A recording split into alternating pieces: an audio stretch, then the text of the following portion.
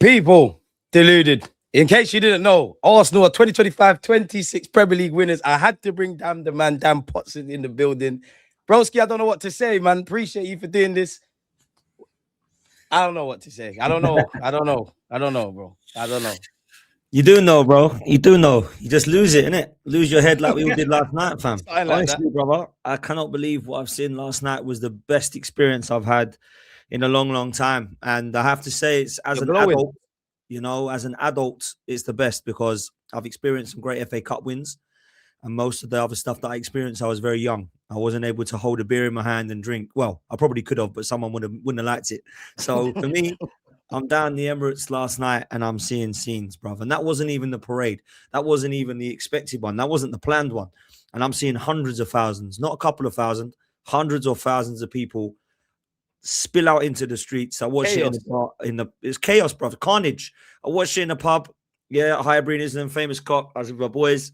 And literally it went off, spilled onto the street, straight down to the stadium. And I wasn't even expecting what I saw, bro. I was expecting a lot of elation, a lot of joy. The emotions are all real, man. And look, there's been so many years that have passed where we've all had doubt, whether you believed in Arteta or Emery or Wenger or didn't believe in those three managers. None of that matters now, bro. We've got it across the line. We can finally be happy, celebrate, and unite. And look, there'll be the section of the fan base that wanted to be here, and I told you so, and I'm right. Let them be man. right, We man. want to Let them fucking be right, Premier bro. League, man. Who Let them cares be about right. that shit? Let them be right. Let them celebrate with us. If they don't want to celebrate with people, crack on. I've seen a lot of it today. It's a bit bizarre, in my opinion, but come on, man. This is what we all wanted, bro. This is what we all dreamed about. This is what we wanted, and we got it. And Mikel Arteta's got it across the line, bro. The only question mark I had. And I've done my reaction video and I've apologized for not believing because I believe now. He's made me believe. Last night, what I saw was absolute carnage, bro. And I've not seen the Emirates like that ever. But the last time that I was there at a similar kind of gathering was the COVID era when we was trying to get the Cronkies out for the European Super League. The timing of that to now it looks chalk and cheese in a matter of 6 years. And Mikel was a massive part of that, man. Mikel was a massive part of that. Do you know what I'm saying? Bro, I don't know what to say. I can hear it in your voice, and I've definitely got the same. We're Yeah, on the verge of losing. Yeah, exactly. We're on the verge of losing our voices. Yeah. You know what? For context, people, me and Dan spoke about this at Dee's wedding about are we going to get the league over the line, blah, blah, blah, all of that kind of stuff. You know, I've believed in Arteta a lot more than Dan, but Dan's made a lot of good comments. And I think personally, I think you're misunderstood. I think you've never hidden from the fact that you like the manager. You obviously think he's good, all of these kind of things. But as you said there, silverware. And if I'm honest with myself, I came into this season, bro, like, how do I make it make sense? Like in the last 4 years, yeah, including this year, this was the first year I came into it. Clubs are off. We need to deliver. If Arteta don't do that, then you do need to go respectfully. Like it needs to happen. And I have believed at every point, bro, that we're gonna win this title. Now I say that to say this: when we drew against Wolves away, I was done. When we lost to Bournemouth, I was done. Like I've seen Declan Rice's comments about it's not over. It's aged like wine, innit? I thought it was done. These boys didn't give up. The manager didn't give up. The players didn't give up. We've got it over the line. And as you said there, you know, you're a couple years older than me, but we're kind of in that bracket in that this is my first as an adult. The last one, I didn't know. The last time we won it, I couldn't have a beer. Didn't know what pussy was. Balls didn't drop. Now look at everything now, bro. Like, look at what we've got. Like, and like you said, I was at the Emirates. I never got to see Dan. I mean, there's 100 odd people there. It's impossible. Mad, yeah? But I see Scripto, and Scripto was going mad. And that's the thing, man. You're seeing little kids, much older individuals, men, women, different cultures, just Arsenal fans, just good chaos, man. The fireworks, everything. And obviously, I don't want to be that guy, Dan, but away from Arsenal, yeah, one thing I like about it, I know they call us victims, but it is us against the world. People that don't support City have put more energy into supporting City than their own football clubs. And it was all for nothing. I don't want to get ahead of myself, yeah, but this is a question I'm asking people because I can't answer it myself. And obviously, you ain't got a crystal ball, broski, but we've got this first one over the line. We've got that monkey off the back, 20 odd years, 4 years under the manager. Obviously, with Pep leaving and all of these kind of things going, do you think this is the start of an era of, I say the word dominance subjectively, but like, is this an era for you where we pick up a couple of titles? This ain't the only one. Like, do you really think this has kicked the wheels in motion type of thing? Now, this needs to be the start of the Mikel Arteta era now. This is the start of the Arsenal era for me. And I said earlier when we last spoke that I wanted to win the Carabao Cup. And it wasn't because I love that trophy. We was vexed about that. Yeah, we did. I wanted to win that because I believe that no matter what it was, it would then give us the reassurance and confidence to go again in May. Now that we've got this one across the line, I truly believe now that we're in a situation where we can actually go and potentially go and win the next one now. Because I've got more confidence now. We've done it. We got it across the line. When we didn't get it across the line, I can't lie to you, I was doubting it still. It's still Same. that, we were like, is it going to be?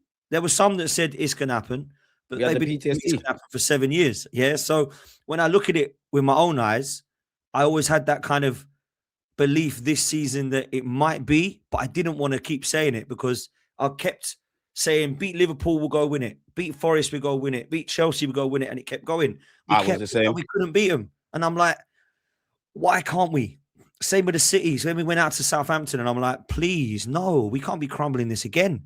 And now that we got across the line, people are believing, bruv. People are believing now. Like, real talk, I am so much more confident going to this Champions League final now than I would have been if we would have been last game of the season against Palace. Who knows what happens? Scrape it across the line. Oh, I'm happy we ain't going to talk about that one day. We ain't even got to bother about that now on Sunday. Rest everybody. Get them ready for this PSG game, man. So it's the best, bruv. It's the best. It's the best feeling ever. The emotions were all over the place watching that City game. I think you were the same. And then we pile onto the streets and we enjoy the Emirates, mate. And last night was mad. The love you get as well. People coming up to you, like celebrating. 100%. It was incredible, man. Incredible people.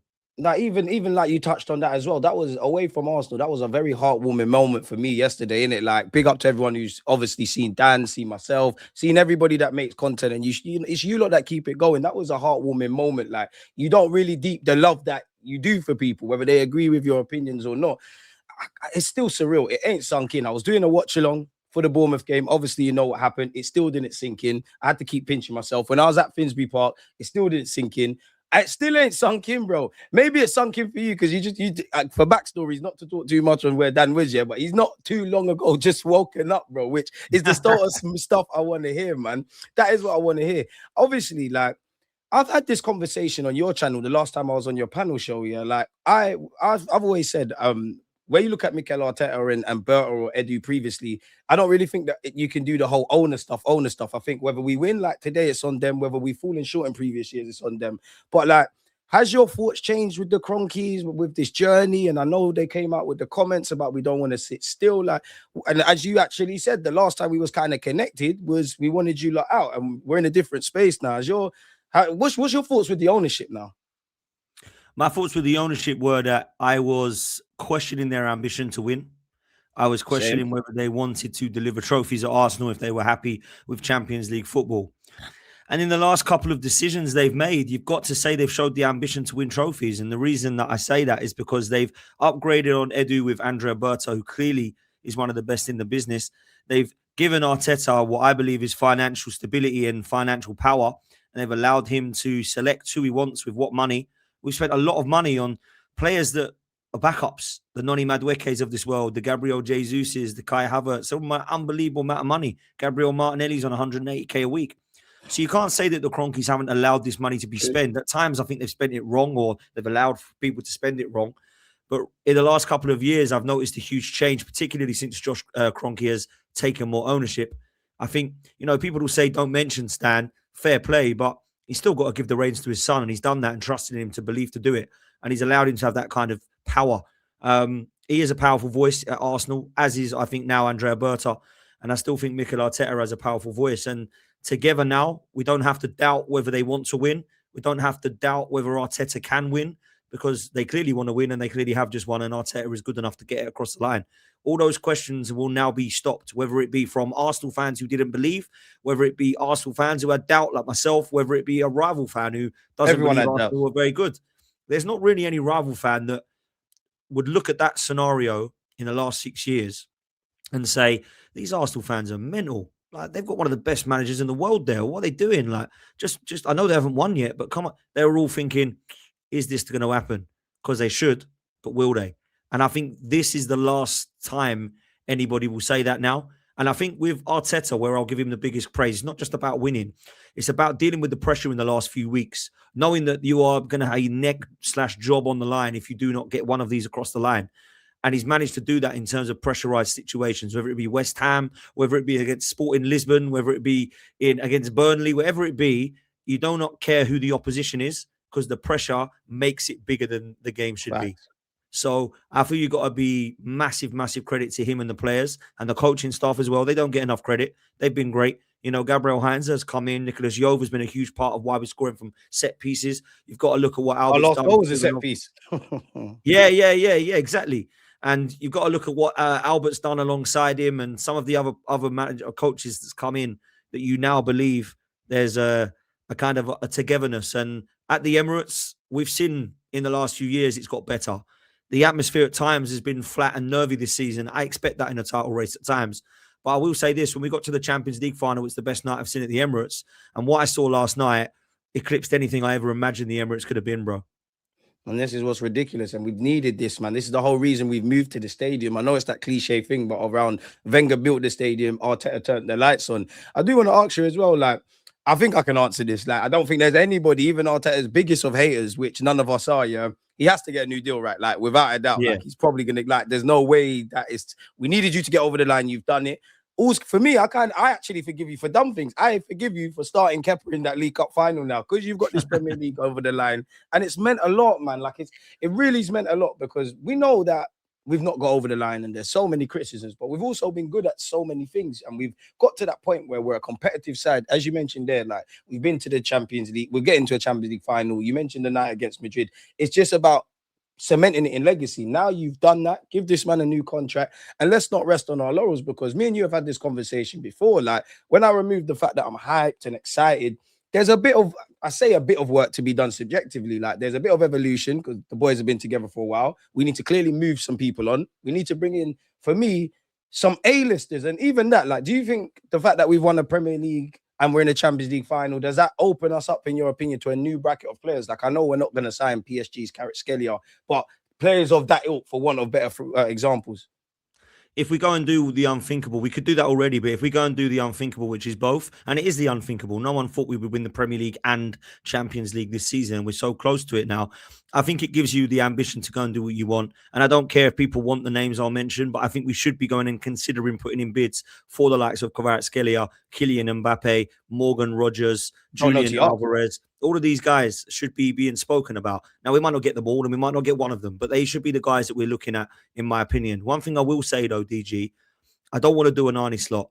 I don't want to go, right, that team was great. Let's all crumble this up and get 8 new faces in and it all goes tits up. So for me, I think we've got to be really careful. And I would actually be fine if we kept some of the squad players again and kept them as squad players, but brought in 3 or 4 really good faces, big raising names the levels to raise the level. And then you keep a Trossard or you keep a Havertz or you keep a Noni Madueke or a Odegaard or whatever, or maybe you even keep an Ethan Nwaneri and promote him. I don't care what it is. I need to see the quality coming in now, not the quantity. We've got our squad. There will be a couple that leave because naturally they'll want to leave or naturally they're not being good enough. You've got to remember Reece Nelson and Fabi Vieira are coming back into this side. Carl Hein, players like that people have forgotten about. Obviously, you look at the likes now of players that people want upgraded. I think Ben White and Kepa and Norgard and, you know, potentially Gabriel Jesus and Trossard. I think we'll all be looked to kind of be upgraded.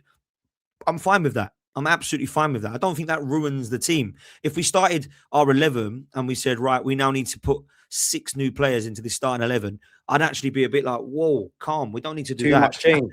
Don't need too much change. They're settled. I don't really want to be seeing a new player come in, to play instead of Saka, instead of Timber, instead of Gabriel, instead of Rice. I want to be playing alongside those guys. So for me, I think we've got to be careful about what we do. But I've got faith in Berta to do that. I really have. And I think out of the 8 signings, probably 5 of them have worked. There's probably 3 that are questionable. I think the goalkeeper is questionable, but I always felt that when we signed him. I didn't really ever understood the signing of Noni Madueke.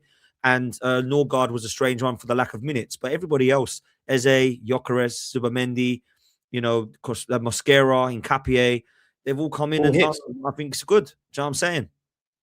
All hits in that regards. Like Noni. The only thing I could give Noni is I don't understand why you were signed, but I understand why you were signed because when Saka's been out, you've been a good squad player. Yeah. Me and you had that conversation before where we said he's not as bad as people make out. It doesn't warrant the petitions, but it's not a level raiser. It's not a curtain raiser. Now, I hope that could be the case. I don't really want to bet on potential. And Dan earlier made a great list of the players. I would add one more when you was talking about Rodgers, etc.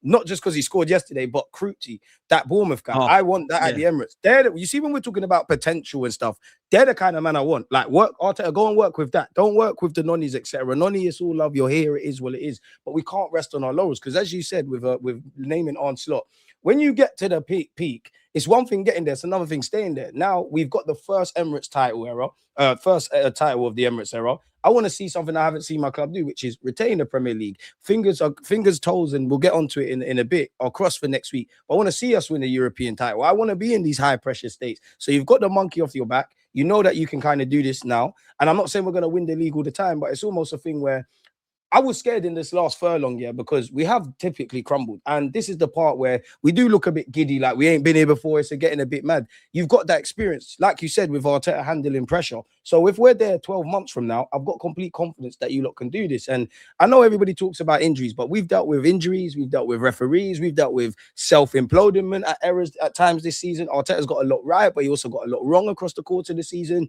At this moment in time, Zubimendi's doing what I call the reverse Eze and Gyökeres. And what I mean by that is he started his Arsenal career. The man was on fire, innit? Zubi's kind of hit a brick wall. He's feeling a bit sorry for himself. Big up Lewis Kelly. Where Gyökeres and Eze, they had to grow into it. And even with someone like Gyökeres, it's poetic, bro. He's helped us get our 14th league title, wearing the number 14, ended our drought, ended Sporting's, ended Sweden's. The biggest fairy tale is Eze. Like, could you imagine people, like, somebody said to Eze one day, the team that released you, the team that you support, Arsenal, they're going to sign you. You're going to do what you're going to do in the North London Derby. You're going to get in Champions League final. You're not only going to win the Premier League, but a potential guard of honor in South London, where it all started for Arsenal. So it all kind of worked. And do you know what? Yeah, I want to ask you about this. Because I must admit, I'm conflicted on this, Dan. A lot of people have said, and we have got over the line. Like you've said it, I've said it.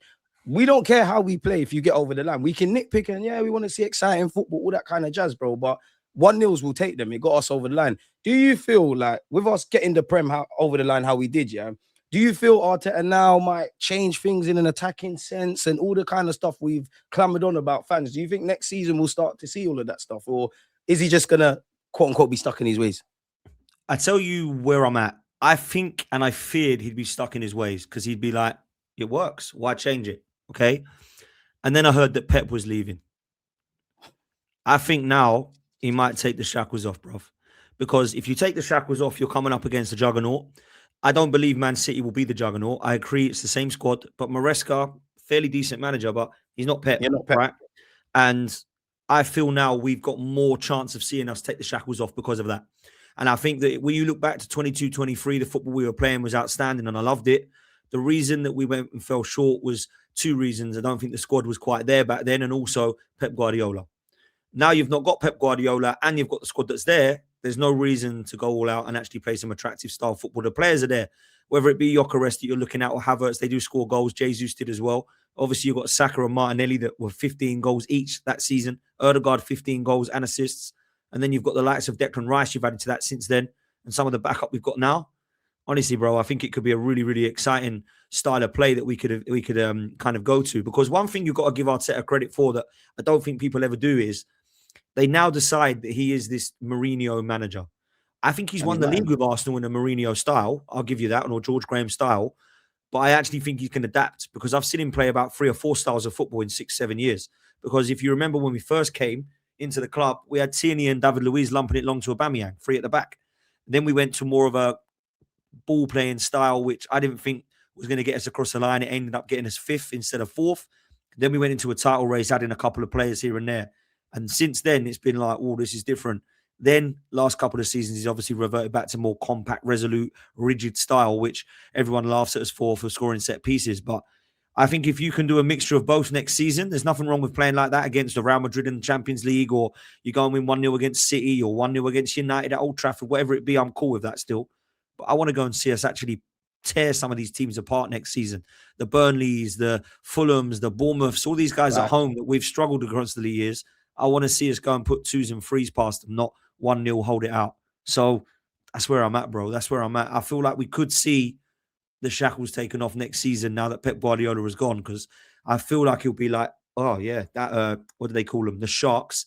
The Sharks dead, man. It's gone. It's off. It's off ski. So I oh, heard the man. Sharks were circling, and you got the City bottle guy and all of those kind of things. I wanted to ask you, yeah, what do you make of the whole like Arsenal fans are unbearable? Because I get it, I get it. We obviously have some special fans that we're the best thing since sliced bread or we're the worst things ever. But then I isolate it. I know we're probably the most publicized club on social media, but there's fans like that in all fan bases. And one thing I don't like, yeah, is I don't, me, I like banter in it. But everybody unites against Arsenal. Not even debating that, bro. Like everyone wanted City to win the league. You call us unbearable. You want to call us bottlers, bottlers, bottlers, and you want to give it, but you can't take back what's been dished out. Like, what do you think of that? Because even the whole Man City bottle guy getting Sky Sports interviews and whatnot, I just want the same energy, man. But I wanted to ask you. I do not actually believe it's everybody hates on Arsenal. I think there is an element of that. The reason I think that they are trying to hate on Arsenal is because they know there's a huge social media presence. That's what I think it was. If there was real no social media, if there was none of us, no Robbies, no Turkish, no Curtis, no Troops, no me, you, etc., I really don't feel like the social media kind of presence would be as massive. So therefore, Talk Sport, media mainstreams would kind of they ain't getting no bites here. They ain't none of them. No one cares about Arsenal. They ain't got any content creators. They ain't really got a massive presence on social media. Let's lay off them. Let's go to United because they're massive on social media with Goldbridge and Co. Or Liverpool with Anfield Agenda and Redmen, etc. Let's go to them two teams. They're massive. They'll blow up. And I think because Liverpool and Man United get it as well. Liverpool got it last year. Oh, it's the worst season ever. Liverpool might as well put an asterisk. Put an asterisk. And when they won it during COVID time. COVID, the asterisks, all that. So they had it as well. We're getting it now. When you're good and you're at the top, people hate you.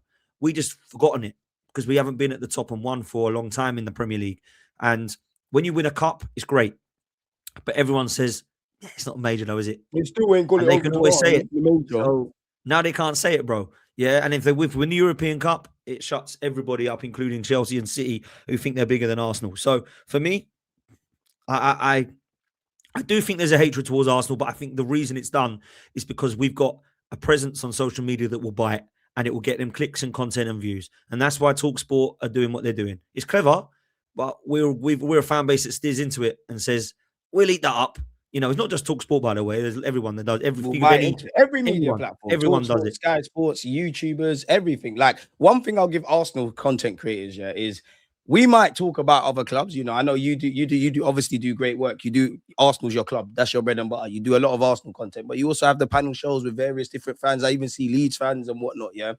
But like 99.9% give or take is you talking about Arsenal. You look at other content creators, obviously they're talking about Arsenal more than their own club. So my point of saying that is to say this: people need to stop biting the bullet because, as you said, if you don't click it, they know it's cash money in it. It's engagement. It works on the back end. So go and do that. The greater thing is we can't be that boring. Then we can't be that boring if everybody likes to watch us and whatnot. Right. So it's crazy. Before I forget, though, Danya, Champions League, talk to me because I gave our chances 60-40. I think what works for us is it's a cup final. You never know.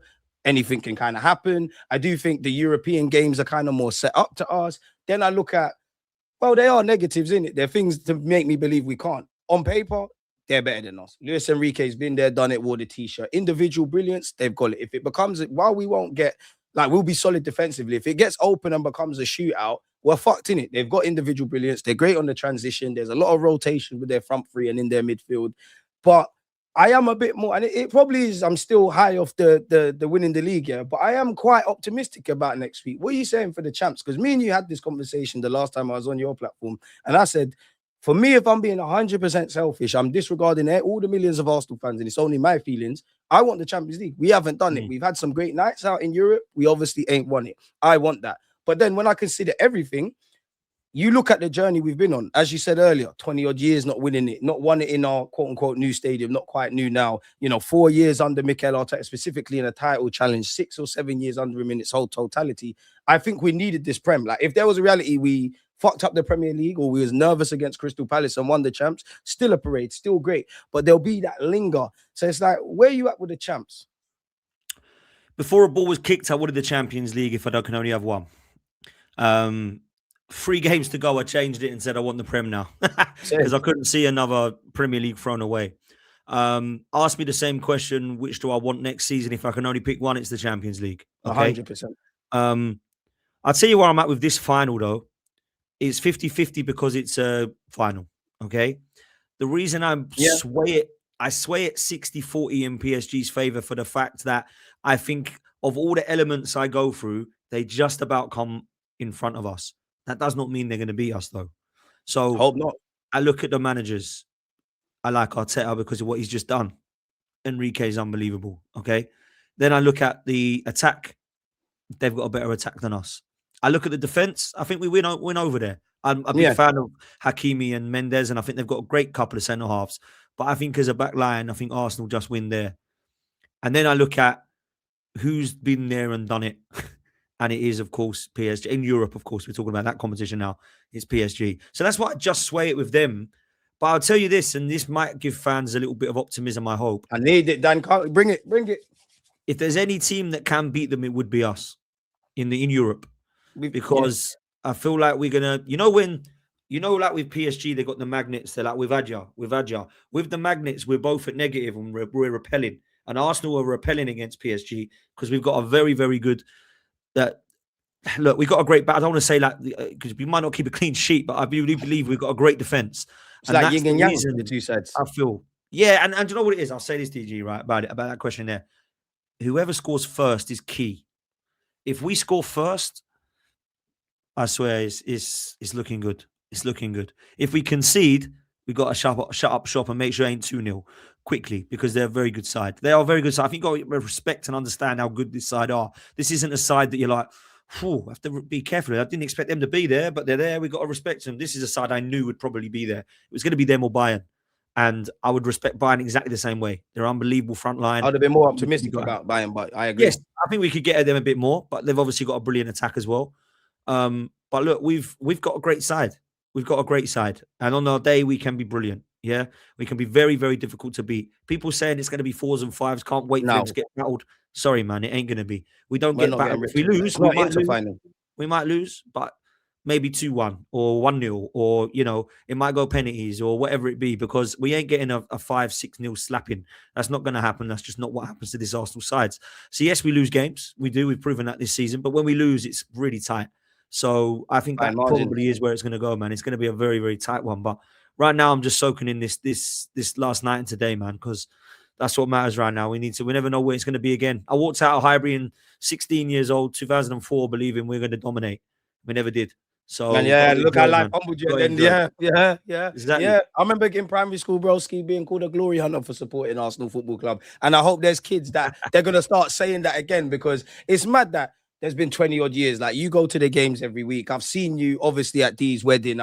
We do content almost all the time with each other. We've seen each other at the games, and not just us, many an Arsenal fan. There's so many different conversations, different highs and lows. And even when we used to do the AFTV interviews and we would all obviously waiting to get our chance to talk to Robbie, me and you would have conversations. Oh, why did the gaffer do this? What happened there? And it feels like, although that was over a massive amount of time, it feels like we've blinked and we've just got here. It feels like 22 years has just zoomed. You make a great point on the PSG factor. And another thing that kind of pisses me off is they're allowed to rest players. I know we got an opportunity to do this against Palace, but you look at the minutes of some of our injured players versus theirs, it's quite ridiculous. If it comes down to fine margins, they might win it. We might win it. I do feel with not even because of Mascara, because I believe in him, but you're obviously going to miss a player like Timber who's strong 1v1 against those fullbacks. But you know what, broski? Champions League business is Champions League. Like you said, let's stick with the Premier League. Do you feel this Arsenal team are legendary? So any team that wins a Premier League to me will go down in legendary status. I truly believe that. And that's why when people walk past, the word legend is used a little bit too much in my opinion 100%. Now. I do think, but if you're going to call some of the legends, you're going to have to put some of these in the same bracket for me. People will walk past ex-players and go, he's a legend. He won an FA Cup with us. Or he's a legend, 93 double winner cup double. Well, these guys are legends then now because Gabriel walked past you in a few years and they'll remember he won the Premier League 2026. Saliba likewise. So, look, I don't know where this team ranks. I don't think it's as good as some of the previous ones. I had this chat with Kenny and Chris and Russ the other day, and I didn't see the 1991 team, but apparently it was unbelievable. Yeah, Kenny told me that. Exactly. I was too young for 89 and 91. I saw 98. I saw 2002. They were both double winner sides. I thought they were outstanding. I think they're better than this side. And I think the Invincible side was. But I tell you what, if this team now go on to do the unthinkable and they now go on to dominate in the next 3 years, 2 years, they'll be recognized and remembered as just like those legends back then. So I think that's what they want to be. I think that should be the standard. That should be the level. They don't just want to win this and then go back to cricket now or snooker. They want to go and get another Champions League and a Premier League next year. You know what I'm saying? And I feel like now this could be the era where we do pick up trophies. I'm not going to say dominate because for me, I genuinely don't. And Pep and them, man. We're talking about Ferguson and Pep. That's it. We're not even talking about Wenger or Klopp. We're talking about two of the best. I don't think Arteta will be remembered as a Pep or a Fergie. But there's no doubt in my mind that Arsenal, the position they're in, they should go and win a serious amount of trophies in the next 2 or 3 years. We need to make up for lost time, bro. Like, I don't want to go over the past unless you want to talk about the last 24 hours, but we should have a couple of prems. Maybe we should have had a retained it, a 3-peat or 4-peat, a lot of more FA Cups since the last time we won it. Maybe we should have got to another Champions League final. I agree with you because I do think people, when they talk about dominance, they use that term subjectively. I think PSG are not, for example, they're not going to be the Real Madrid sides in Europe, but I think they could dominate, quote unquote, Europe. I see no reason that, hope I'm wrong, where they couldn't win the next couple of Champions Leagues. Obviously, you made the reference to Pep with City and obviously Ferguson, but I see no reason why we can't win some silverware. Go ahead, but you are right. Like, too much people throw this legendary stuff around. Like, you could say they're a legendary side because they're the first to do it in the Emirates era. I don't quite rank them as the best Arsenal team and whatnot, but you're mentioned around greats. If I had to isolate it, I can't lie. I'm going to put Saliba and Gabriel in some uncomfortable conversations. I think them two have earned it as a partnership and together. Fucking hell, Declan Rice. Declan Rice, you have to be there. And I know it wasn't his greatest season, but for the fact that he's a homegrown kid, he's carried this team on his back. Obviously, he's not had the greatest of seasons, but he's won the Premier League. I have to say Bukayo Saka. And you know what? I have to give love to Raya as well. I wouldn't, you're not the most legendary keeper I've seen at Arsenal. You're probably better than some of the people I'd rank as legends, but you're up there. I wanted to ask you as well, man. Who would you give player of the season to? Yeah, this one's mad for me. The recency bias, people will go for Raya. He's not actually my pick, but I think he's been phenomenal. He has been consistent. I think Gabriel and Saliba have been unbelievable. I think Saliba's been overlooked and not spoken about. He's been typically and consistently brilliant. Gabriel has been really good alongside him and complemented Saliba, but also what he's done is he's been an absolute monster from set pieces. But the one I have to give it to is Declan Rice, bro. Because I'm old school and a lot of it comes to work rate and covering every blade of grass and putting all you have into this side. And this season, he doesn't do, bro. He covers every blade of grass, goes in all sorts of positions. He can play in any part of the midfield. Do you know what? His leadership has been unbelievable this year. He gets it for me, man. And I know people will say around March he dipped, but I truly believe that was fatigue. I don't think he's dipped in the last few games of the season. I really don't. And for me, I'd give it to him. The one player, however, though, I feel like I am inside joyous most for this trophy is Bukayo Saka. Because he's the guy who hasn't just come for a couple of years, hasn't been around in the last 6 months to see how great this place is now. We were 8th with this, brother. You come into the setup, we were 8th and we were down and out. You saved Mikel Arteta's job, in my opinion, at times in the early days when we were bottom of the league, and him and the youngsters, Sam Smith-Rowe and these guys lifted us and elevated us. And people laugh when we say he's carried this team because they'll go, what did he carry you to? You didn't do anything. What people don't understand is he's carried us because we were down and out. And this guy, we needed something from somewhere, and we found him in him. And he's the one I'm most proud for, man. He's the one I'm most pleased for, without a doubt. I would go with that as well, man. I mean, it's homegrown bias, but he effing deserves it. Big up Max Dowman. And on a side note, that's one thing I'm happy that we won the Premier League. The Max Dowman Everton moment, the Eze obviously against Spurs twice, Newcastle away. There's been a lot of good days out at Arsenal, but it's not sealed off and signed in history. This year is. It's a weird one for me because I think there's a couple of candidates, like every name you said there. I do think Raya deserves it. I do think he deserves it. And why I want to give it to Raya, which I'm not going to like you. I want to give it to Raya because I don't think it's I think keepers have to try fucking hard to get some ratings in it. Like you can make 100 saves, you can see one, nobody kind of cares. And I remember when I know you shouldn't look at social media, but I remember social media when they were saying, "Oh, Raya's only good because of those in front of you," which is true. We've got a good defense and a good keeper. Many times David Raya has bailed us out, and I also give it to Raya because I do think his Arsenal career started shaky. I remember there were some shaky moments. There was the whole Ramsdale kind of thing, so I'd big him up. I agree with you in that. For me, it probably should be Saliba. I think Saliba's PR is shit. It's because he's too good and he's not going to fly into a mad tackle. He doesn't really get his ratings. Why I give it to him is he's not bottled it in big moments. He stood up to be counted along with Magalhaes. But I remember last season, because I remember saying, I think his performances have dropped a bit. And he gave an interview and said that. So to see you recognize that and pattern up this year, I have to throw you in there. Magalhaes does his thing defensively, but he's also scored some vital goals for this football club when we've needed him. So I would say him. But I'm with you, man. It's got to go Rice. It's got to be Rice. I know he hasn't scored goals, but he can score goals. He can take set pieces, the leadership, the blocks, the tackles. It feels like he's the captain of this team. I know history is kind to Odegaard because technically he is the captain of this first Emirates era trophy, innit? But I would go Rice. But then I don't think in a good way, which is what we want, bro. I don't think there's any good answers. I mean, any one answer. It's like you probably have to cut up the award and divide it to a couple of players, which is what I want.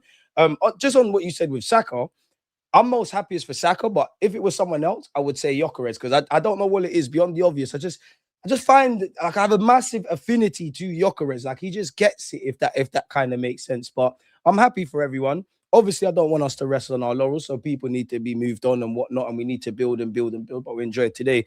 My final question for you, then, yeah. How do you approach Crystal Palace? For you, is it a thing where everybody has to get rested? Is it a thing where whatever we might be doing from a training aspect ahead of PSG, we use that as an opportunity? Do you think Arteta's going to make massive rotations? Do you think he's still going to go strong? What's everything with Crystal Palace, man? It's great that, it's not Brilliant. the Prem's on the line. We have to win against Palace. I was shook for that, but yeah, man. The best feeling ever, man. It's the best ever because people don't have to worry about what Glasner will do now. He can rotate or he can play strong. Whatever he wants to do, it's up to him. He's got a final to go win, so I imagine he'll rotate. And I think Mikel Arteta will rotate as well. I don't think he'll play kids. I think he will actually rotate. And what I mean by that is I expect to see the likes of Norgard. I expect to see the likes of Madueke. I expect to see Martinelli. I expect to see Gabriel Jesus. I expect to see Mosquera and Capier, these guys. Because I do believe that these guys deserve their rest, deserve to be 100% fit for PSG. We don't know what that means for Mourinho and Timber. We don't know if both of those are going to be fit. But Mourinho and Timber have got a chance, apparently. So let's see what they're about. Let's see what everyone else can do to get fit for that final. But for me, I think you need to be careful. If you rest everybody and give them that long time off, they might not be fresh in the legs. But for me, if there is anyone playing that is going to be in that final, I don't want it to be more than 20 minutes, really. So, yeah, that's kind of where I'm at for that one. And I think you've got a big decision in the final about a few positions. I think you've got to decide whether you want to play Odegaard, Eze, or both. I think you've got to decide whether you want to play Miles Lewis-Skelly or Zubimendi. I'm going Lewis-Skelly. I can tell you that. Yeah. I think you've also got to decide, I don't know what I'd go with, but you also got to decide who plays, the guy who's won the final or the guy that we won up front, Gyökeres or Havertz.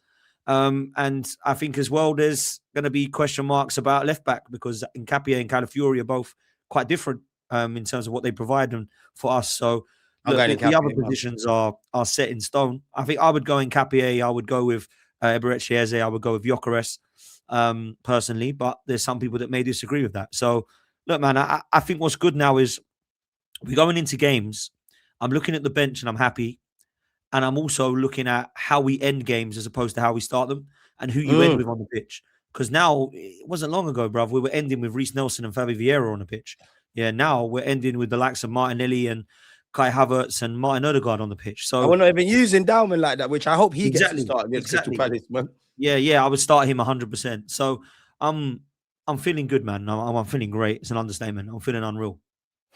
Well, and my last question for you, man. What time you getting to the parade, man? Apparently it starts at 2 p.m. on the 31st. I'm there at 9 a.m., man. Yeah, I'll be there early, man. First train I can get from Essex to London, I'm there, bruv. Do you know what I'm saying? So hey, shout me when you're there, man. We need to link up. We need to bring everybody, man. And this is what me and you have spoken about, whether it's Arteta in, out, this, that, the third. We just want to fucking win, unite the fan base, and it's magical, bro. Facts. I need to see it. It's going to be unbelievable, that parade. And I'm hoping by the time we're getting prepared and we're getting ready to see these boys, they've got a Champions League as well as a Premier League, man. Can you Fingers, imagine? toes, everything Jesus. crossed, Dan, man. Obviously, you don't know where to find Dan. And if you don't, it's in the title. Dan, where can people find you? Obviously, what content you got to come out? No doubt you're going to be basking in the glory as we all are. But yeah, man, we need to hear from the horse's mouth. Of course. Football's 12th man. Dan Arsenal 87 on social media. Come show some love. I just dropped my match reaction. I say match reaction, we didn't play, but you know what I mean. Just dropped a video about the Bournemouth City match reaction and last night's absolute madness. So, yeah, Premier League champions. Come and show some love. Football's 12th man is going to have loads of content now for the next coming week. So, yeah, man, come show some love and big up for having me on, man. It's been too long, bro. Nah, it's been too long, Dan, man. Anytime you need me, you know where I am. Just shout me a message. Bro. I'll be on your platform and return the favor. Go follow Football's 12th, man. Make sure you're following Dan on socials. Make sure you're dropping comments, you're subscribing, you're showing the love. And also, fans, make sure you're terrorizing the non-Arsenal supporters who gave you grief throughout the years and the seasons. We're going to let Dan get out of here. Dan, as always, love for the love, my boy. And chat, we're out. Safe.